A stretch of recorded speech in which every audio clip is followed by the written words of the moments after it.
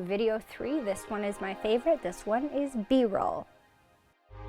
I want to talk a little bit about B-roll, what it is, what it means, why it's important, why it's also my favorite thing. B-roll is the act of filming footage that is going to aid your story. When I'm doing videos for clients, or if I'm doing a documentary, B-roll is one of the most important parts. And I say this for a lot of different reasons. One, I think B-roll can be so beautiful. I think B-roll can push stories to places that they may not have been able to go without that footage. Let's say, for example, I want to talk to my mom about crafts. I can set up my camera and have her film. Then when I'm done my interview, I'm gonna ask her, hey mom, is it possible to actually do some crafts right now? Mom says, okay, you say great, and we start filming. Number one, hold it as steady as you can. Number two, count to 10 in your head. I've seen it happen so many times where I think you're just so excited about what you're filming and also nervous because it's equipment and anxious, trying to make sure you're getting your story right, all these things going on in your brain.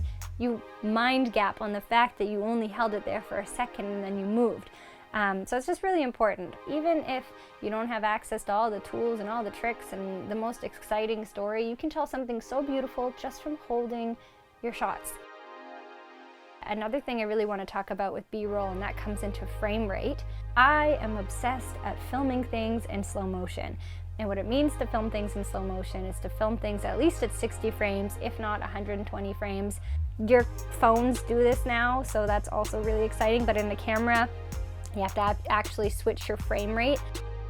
So in any story that you're getting, whether whomever you're interviewing, try your hardest to get B-roll. Try your hardest to get B-roll about what they're talking about first and foremost.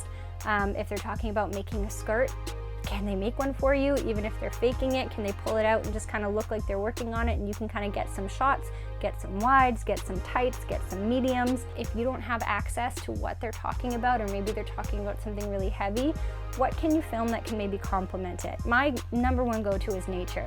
When I'm struggling with a topic, I'll get it slow motion, I'll get really pretty angles. I'll use my cell phone audio recorder to put it outside in the bush with me and just get natural sound so that I can get some birds, some trees, some water. You bring all of those pieces together and you can tell some of the most beautiful stories just from B-roll.